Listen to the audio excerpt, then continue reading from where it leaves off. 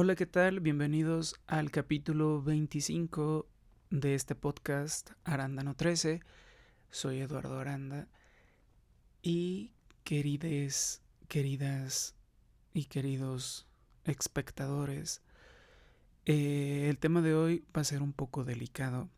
Entonces voy a estar usando eufemismos que recuperé y que voy a estar eh, tomando prestados de la famosa youtuber española Soy una pringada, para las historias, para las 3 historias que voy a contar hoy, porque son de violines. Las historias que voy a contar hoy son de violines de 4 cuerdas, eh, o sea, hace actos no consensuados a la fuerza, ya saben a lo que me refiero, liguen la idea, violín, acto no consensuado. Entonces voy a empezar con una historia de violines de 4 cuerdas que encontré en Reddit. Es un post anónimo.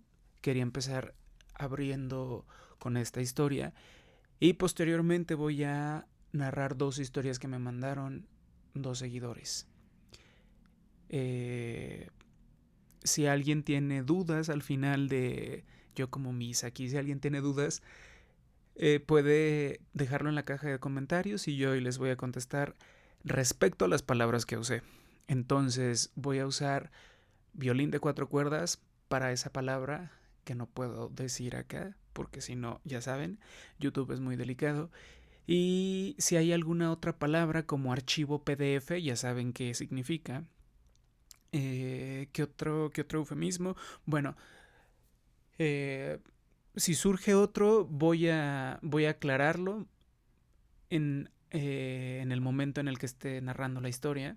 Voy a hacer una pequeña pausa y voy a decir, espero que eso no suceda para que no mate la vibe de la historia, de la atmósfera. Pero bueno, vamos a empezar con la primera historia. Durante toda mi infancia sufrí maltrato físico y golpes constantes. Además, entre los 9 y los 11 años aproximadamente, me hicieron violín de 4 cuerdas. Podría decirse que empezó cuando tenía 8 y las últimas veces, más esporádicas, ocurrieron a los 12 años. Mis padres estaban divorciados. Yo vivía con mi papá, mi madrastra y mi hermanastra menor. De hecho, el embarazo de mi hermanastra fue la causa principal del divorcio. Al principio vivía con mi mamá, pero no me sentía a gusto ahí. Los golpes seguramente tuvieron que ver con eso. Eran constantes, así que me mudé con mi papá y su nueva familia. Él también me pegaba, pero para entonces ya no veía sentido cambiar de casa otra vez. Era lo que había. Mi papá vivía en la ciudad y mi mamá en el campo, cerca de la casa donde él se crió y de la de mis abuelos paternos. Yo iba a visitarla en vacaciones escolares, fines de semana largos y fechas similares. Cuando tenía 8 años, ella empezó a manipularme y al año siguiente aquello se volvió pues abiertamente. Me hacían violines abiertamente. Al principio no me dejaban dormir en ropa interior y camiseta. No tenía pijama en esa época. Me obligaba a ponerme un camisón viejo y nada más. También me convencía o directamente me forzaba a dormir en su cama. Ahí terminaba quitándome la ropa y ella hacía lo mismo. Con el tiempo aquello escaló.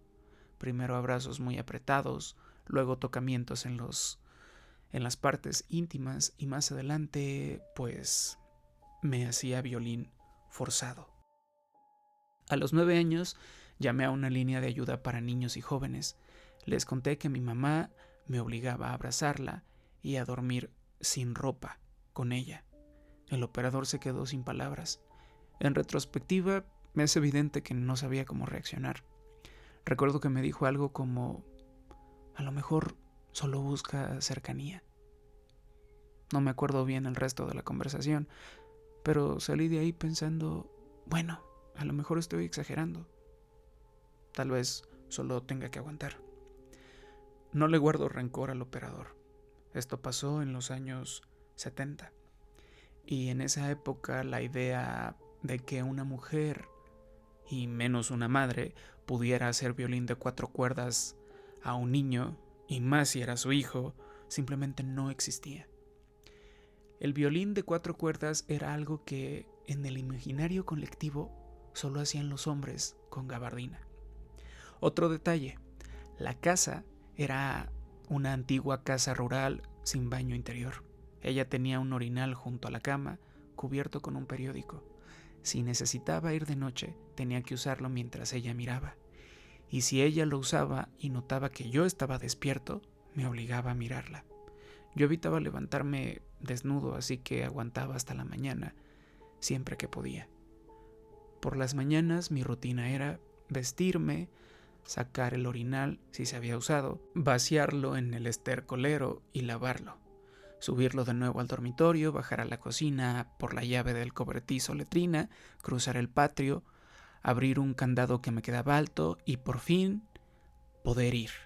A veces orinaba detrás de un árbol o en algún rincón oculto, pero más de una vez tuve accidentes justo antes de llegar.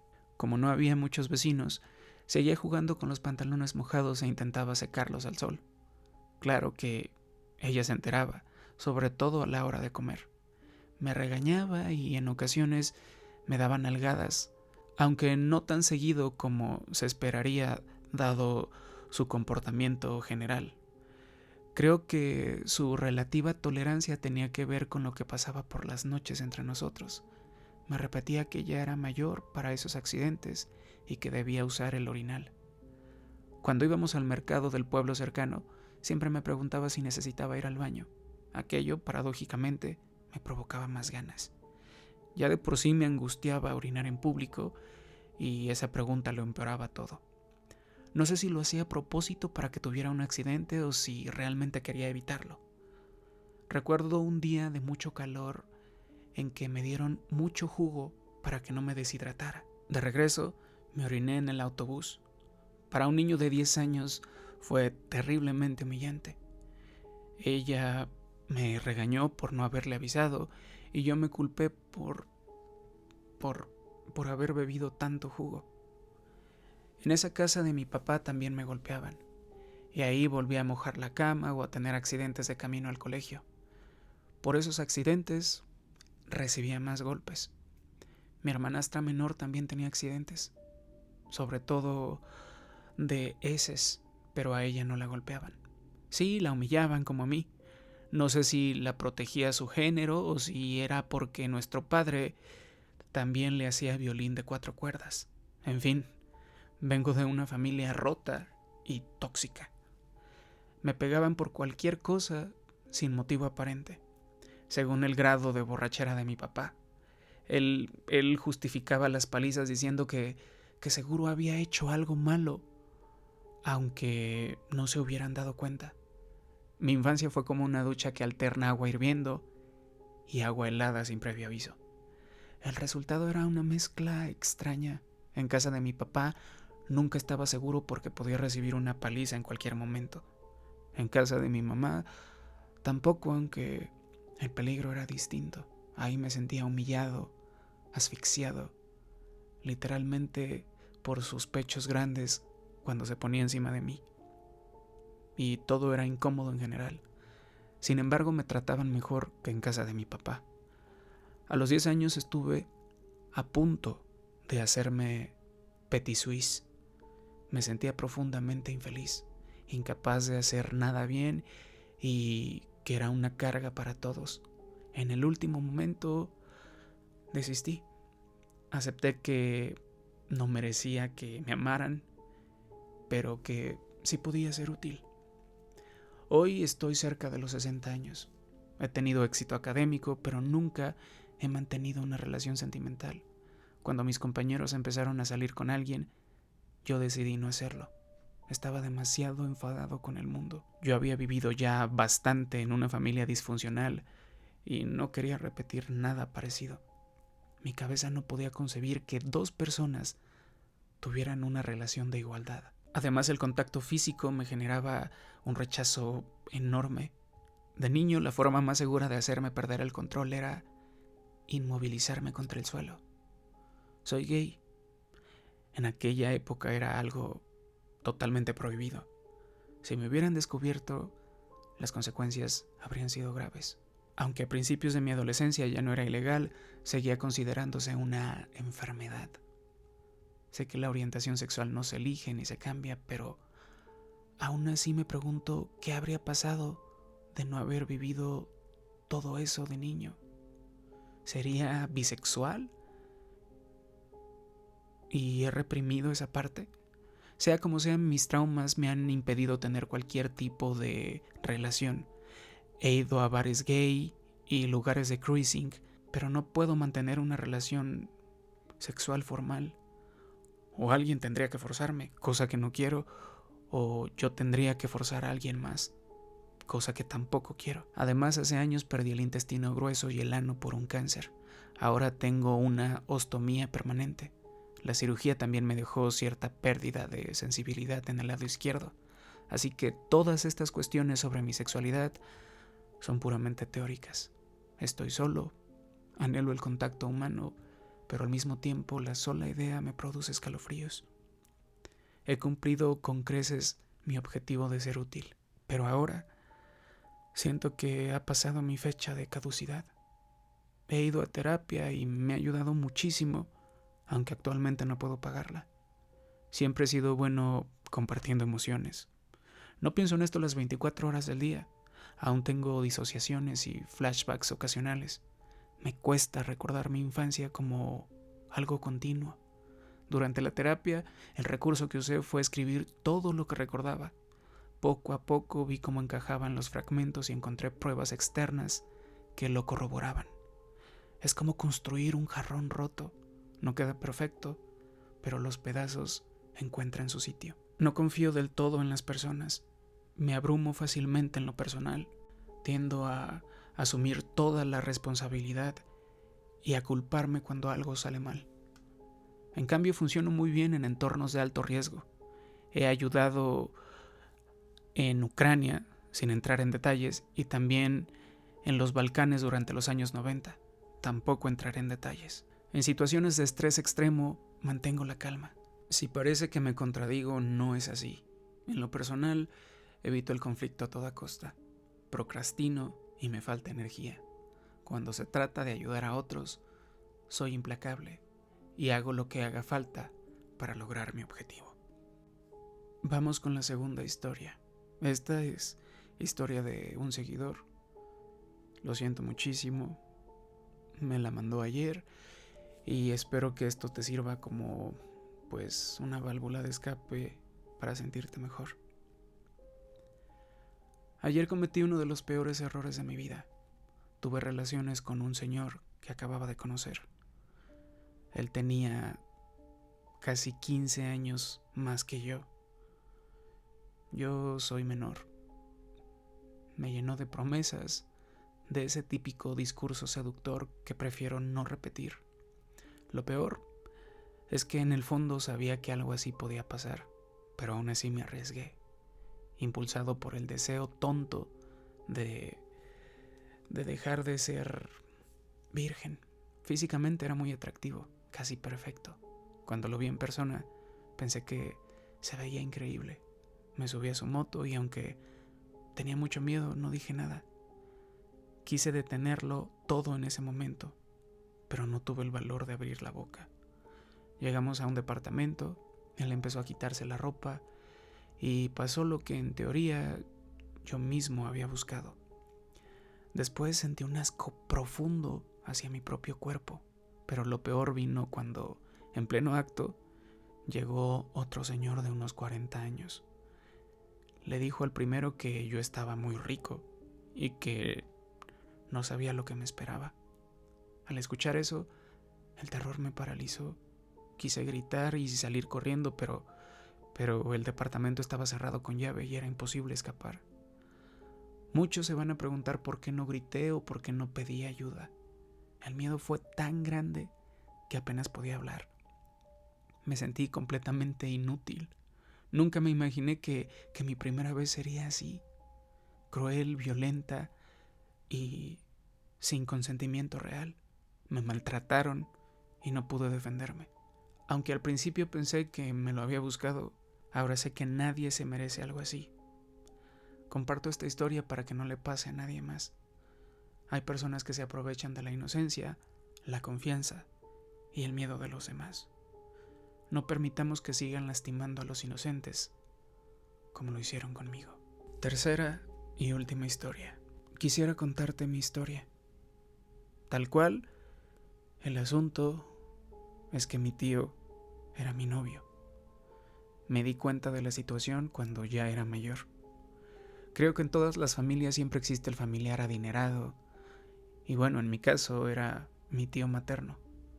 Resulta que desde muy pequeña él venía a la casa y suplía todas las necesidades, pagaba los servicios, compraba la despensa, nos llevaba a pasear, nos daba regalos en diciembre a mí y a mis 3 hermanos, siendo yo la menor. Incluso llegó a pagarme un tratamiento para la epilepsia. Este duró toda mi niñez y mi adolescencia. Cada vez que mi tío llegaba me cargaba y siempre mi mamá me decía que era mi novio. Siempre me lo decía al oído. Aunque yo le decía tío como mis hermanos, yo sabía que era mi novio. Obviamente sin saber qué significaba ser novios. Mi tío siempre llegaba en coches de lujo y mi hermano y yo cuidábamos sus coches. Mientras tanto, él iba a mi casa y dejaba todo lo que nos traía. Cuando él subía nos daba dinero a mí y a mi hermano, y se despedía de mi hermano de mano y se quedaba conmigo, me daba un beso en la boca y yo bajaba feliz. Eso sí, siempre me decía que me tenía que limpiar los labios. Esa rutina se repitió millones de veces e inició desde que tengo memoria, más o menos cuando tenía 6 años. Mi tío le dio empleo a mi hermano mayor y mi hermano trajo a un amigo a nuestra casa. También era mayor, tenía unos 30 años y yo tenía 12 para esa época. Él venía muy constantemente, me traía dulces y a fin de año mi tío les hizo una fiesta y mi hermano me llevó. El amigo de mi hermano se acercó y hablamos mucho y nos reímos mucho. Estábamos pasando un rato muy ameno. En ese momento mi tío llegó con una muchacha y la presentó como la novia. Yo me sentí muy confundida, pero tenía la advertencia de mi mamá, así que no podía preguntar nada. Yo quería decir que yo también era la novia, pero me callé y seguí en la fiesta. Poco tiempo después mi tío se fue y el amigo de mi hermano me contó que se había enojado conmigo por estar hablando con él. Tiempo después, en la noche, el amigo de mi hermano me dio un beso. Me asusté mucho porque yo solamente me había besado con mi tío, pero me gustó mucho, así que pensé, bueno, si mi tío tiene 2 novias, yo también puedo. El tiempo pasó y el amigo de mi hermano nunca volvió, y una vez recibí una llamada de él. Me sorprendió mucho y le pregunté qué había pasado. Me dijo que mi tío lo había amenazado y que no entendía por qué, que le daba miedo, que solo quería decirme lo que había pasado y se iba a alejar. Yo le conté a mi mamá, ya que solo podía decirle a ella, y me dijo que sí, que todo estaba bien y que me olvidara del tema. Mi tío continuó ayudando, pero ya no tan constante, pero yo continuaba con la misma mentalidad. El día que me gradué del colegio, mi mamá me dijo que lo tenía que invitar. Para esta fecha yo aún pensaba que mi tío era mi novio y que era normal. Yo no hablaba con nadie, así que nunca nadie me pudo abrir los ojos y explicar la verdad de las cosas. Se llegó el día de la graduación, mi tío asistió y la rutina siguió, aunque esta vez me dijo que fuéramos a revelar las fotos que habíamos tomado. Mi mamá obviamente me dejó ir. Cuando nos bajamos del carro yo lo tomé de la mano como los novios. Me soltó y me dijo, mi amor, la gente no entiende lo nuestro porque para ellos es complicado. Así que soy tu tío y tu tío. Por eso no podemos hacer esto. ¿Entiendes? Así que eso hice y concluyó diciéndome que nadie podía saber y si alguien decía que él era un viejo morboso no tuviera en cuenta esos comentarios y eso hice. En esos mismos días llamó al celular de mi mamá y me dijo que vendría por mí para salir. Mi mamá escogió mi ropa, me dijo que nadie podía saber que iba con él y que me portara bien. Como era la segunda vez que salía de mi casa y esta vez también era la segunda salida con él, Le dije que le iba a pedir permiso a mi papá y ella se enojó, me dijo que no podía decirle a nadie. Y así fue. Como siempre lo hice, fui en silencio y asentí con la cabeza. Llegó el momento, mi tío llegó por mí y fuimos a comprar el almuerzo y nos fuimos para su apartamento. Cuando llegamos, le dijo al portero del edificio que yo era la sobrina. Yo le dije que no y él sonrió y le dijo no le haga caso, obviamente es mi sobrina. Llegamos a su apartamento y estaba la señora que hacía el aseo. Me presentó como su sobrina, almorzamos los tres, le pagó y le dijo en voz baja: vamos a subir a la habitación, por favor no suba, retírese. Esa fue la primera vez que tuve miedo y que pensé que algo malo iba a pasar. Luego intenté yo misma tranquilizarme, ya que toda la casa estaba llena de santos, así que recordé que mi mamá me decía que era un buen hombre católico. Subimos a la habitación y estaba encantada y sorprendida por tanto lujo. Me dijo que él quería comprar una casa para mi mamá y se iba a hacer cargo totalmente de ella y de mi familia, que me daría una carrera profesional, un carro y todo lo que yo quisiera solo si aceptaba ser su novia. Así que le dije, pues ya lo somos, ¿no? Y continuamos viendo la tele, hasta que empezó a besarme diferente, más apasionado, y comenzó a quitarse la ropa y a quitármela a mí. Cuando lo vi desnudo me asusté. Me dijo que no me asustara, que eso era lo que hacían los novios. Me asusté mucho, quería llorar, porque yo no sabía qué era ser virgen. Y me dijo, su mamá no me dijo que usted era virgen. Así que me explicó todo lo de la sexualidad. Yo me quedé súper asustada. Cuando me dijo que me quería, ya saben, que quería entrar en mí, me puse a llorar horrible. Mi cuerpo se había congelado y no era capaz de moverme. En ese momento me tapó la boca y me dijo, no lo voy a hacer, simplemente voy a terminar encima y ya. Solo déjame terminar. Y así empezó a frotarse sobre mis partes y las suyas, hasta que terminó. Yo solo lloraba porque sentía horrible. Estaba muy enojado conmigo porque mi mamá nunca me explicó, así que me ayudó a vestirme porque estaba en shock y ni eso podía hacer. Me llevó en su carro, me bajó en una carretera muy oscura, detuvo un taxi y le dio un billete de 10,000 y la dirección de mi casa, y me dijo, dígale a su mamá que no hicimos nada. Yo estaba llorando todo el camino y así llegué a mi casa.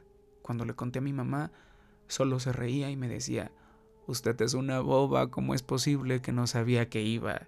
Yo no quería una boba, ahora usted y yo perdimos todo por su culpa.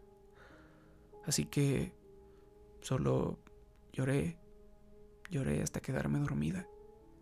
Le dije a mi papá que estaba con dolor de cabeza por la epilepsia. Mi tío no volvió a aparecer hasta que yo cumplí 20 años más o menos.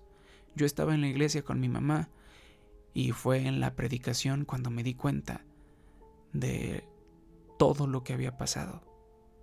Me asusté un montón y miré a mi mamá súper asustada y ella solo sonrió. En ese momento me di cuenta que había sido violín de 4 cuerdas y que mi tío era un archivo PDF. Cuando salimos le pedí explicación de todos los años que me tuvo engañada. Yo estaba histérica y desconsolada, pero su respuesta me dejó fría.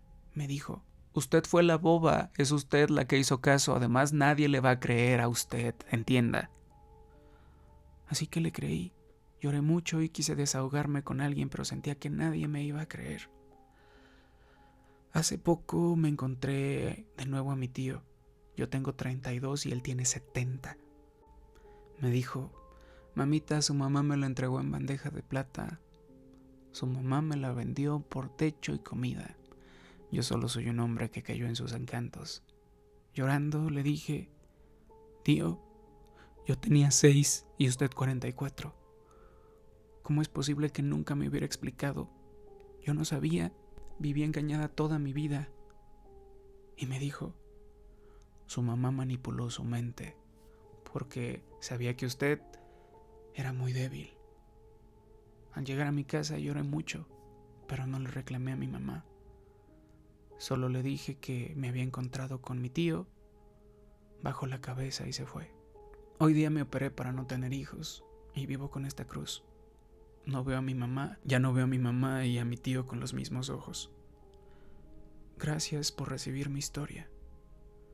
Fue toda una terapia escribirla. Estoy en shock. No puedo creerlo. Sin palabras, en serio. Pues estuvo llena de violines de 4 cuerdas y de archivos PDFs este episodio. Ay, no. Qué tristeza. Tristeza porque tristemente siempre es en tu familia. Tristemente siempre es en tu familia, querida audiencia. Bellas. Y güey, no entiendo cómo teniendo 4. Ay, no. Digo, 6 y 44. Es muy triste. Pues, si tú me estás escuchando, la que me mandó esta historia, porque me la mandaron hace poco, te mando un abrazo. Gracias por confiarme tu historia, por dejarme contarla en este espacio y sobre todo, qué bueno que fue una terapia para ti escribirla. Te mando un abrazo. Me despido de este episodio, de este triste episodio. Les mando un abrazo. Esto fue Arándano 13, yo soy Eduardo Aranda. Gracias, les mando un besito a todas. Y gracias por escucharme. Bye.